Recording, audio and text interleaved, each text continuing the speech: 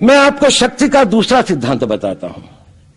मुझे नहीं मालूम कि यह सिद्धांत मुझे बताना चाहिए या नहीं, मुझे यह भी नहीं मालूम कि यह सही है या नहीं, लेकिन क्योंकि मैं इसको मानता हूं और मुझे मालूम है कि इसके बारे में कई लोग जिनके हायर मॉरल वैल्यूज हैं शायद न भी समझते हो या न भी वो रखते हो, लेकिन एक मेरा विचार है, चाहे तो इस पर विचार करें। सब नहीं तो कुछ न कुछ लोगों को शायद इस विचार से कुछ सोचने की और कुछ करने की प्रेरणा मिलेगी। इतिहास दुनिया की सबसे बड़ी अदालत है, इससे बड़ी अदालत कोई नहीं है। सुप्रीम कोर्ट में क्या हुआ, हाई कोर्ट में क्या हुआ, लड़ाई के मैदान में क्या हुआ, इलेक्शंस में क्या हुआ, ये सब बातें आती हैं चली जाती हैं, बाद में रह जाता है केवल इतिहास। और इतिहास का निर्णय हमेशा उसके पक्ष में गया है जो शक्तिशाली था।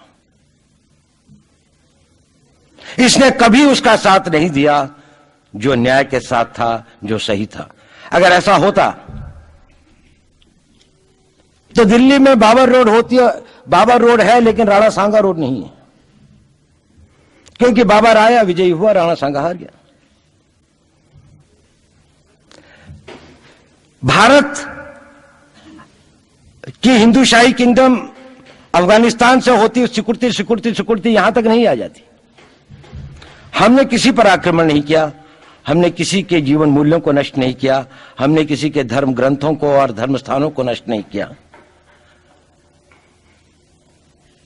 शायद हम न्याय संगत थे, शायद सत्य भी हमारे पक्ष में था, लेकिन शक्ति हमारे साथ नहीं थी।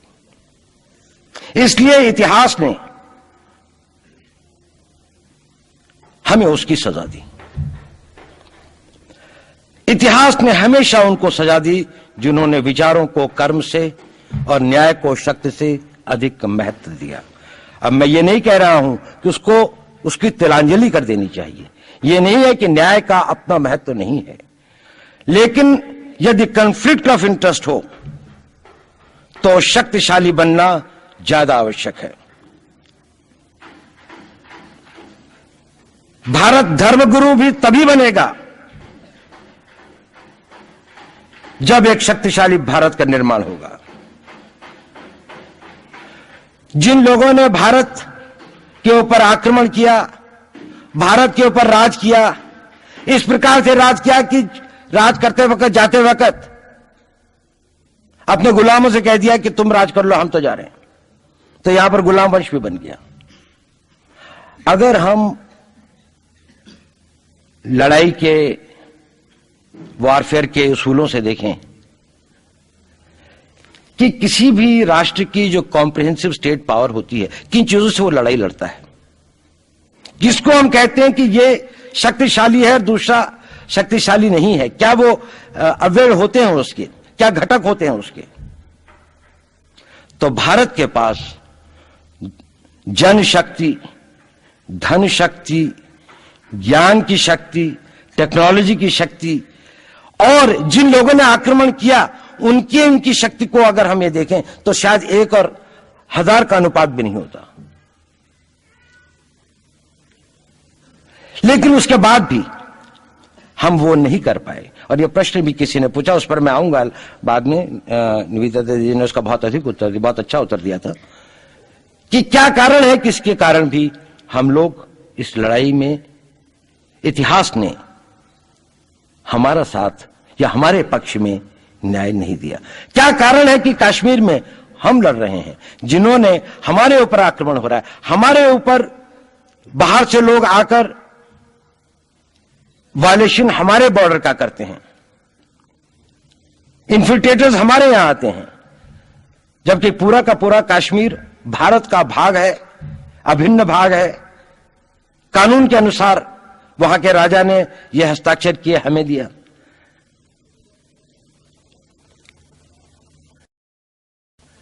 क्या कारण है कि करोड़ों की संख्या में बांग्लादेश से लोग भारत में आते हैं, हम बाड़ लगाते हैं, वो लोग वहां से मना करते हैं कि आप हमारे आदमियों को आने दीजिए, और हम कुछ नहीं कर पाते। और भारत में 2 करोड़ नागरिक रहते हैं। हम हर एयरपोर्ट के ऊपर में इमिग्रेशन की चेक पोस्ट लगाते हैं कि कहीं पर कोई एक आदमी बिना पासपोर्ट के या बिना वीजा के भारत में प्रवेश न कर जाए। यहां पर लाखों की संख्या में, करोड़ों की संख्या में लोग आते हैं। सुप्रीम कोर्ट भी ये वो करता है कि जिन लोगों ने जो इसके लिए जिम्मेदार हैं, उन्होंने जो काम किया है वो भारत के ऊपर आक्रमण के बराबर काम किया है।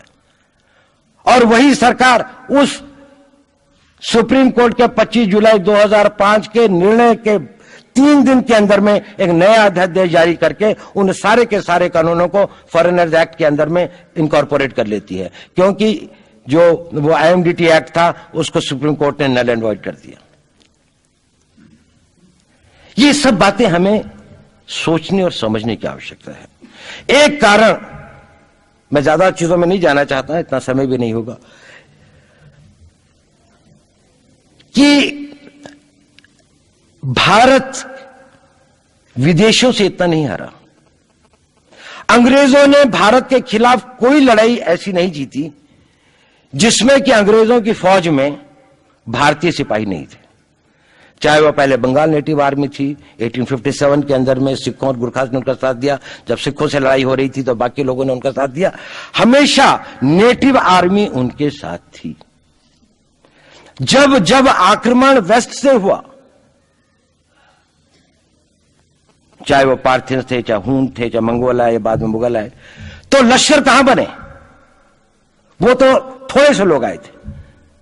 लश्कर बने काबुल में, जिस वक्त तो इस्लामाइज भी नहीं हुआ था, लाहौर में, सरहंद में। हिंदुस्तानियों को हराया है तो हमेशा हिंदुस्तान के लोगों ने साथ नहीं दिया देश का। और दर्द है तो केवल इसी बात का। भारत के इतिहास में अगर दर्द केवल इस बात का नहीं है कि विदेशियों ने हमारे साथ क्या किया, उनका तो हम मुकाबला कर लेते। दुख इस बात का था कि हमारे सभी लोगों ने साथ नहीं निभाया और साथ नहीं दिया। और इसकी फीलिंग आज भी मुझे इस देश में होती है। और भारत को आंतरिक या बाह्य शक्तियों से जो सबसे बड़ा खतरा है, वो खतरा इस बात का है कि हमारे अपने लोग ही कहीं राष्ट्र की सुरक्षा, राष्ट्र की अस्मिता, राष्ट्र के गौरव का सौदा न कर बैठे, अपने आज के सुख के लिए अपने भविष्य को अंधकारमय न कर दें।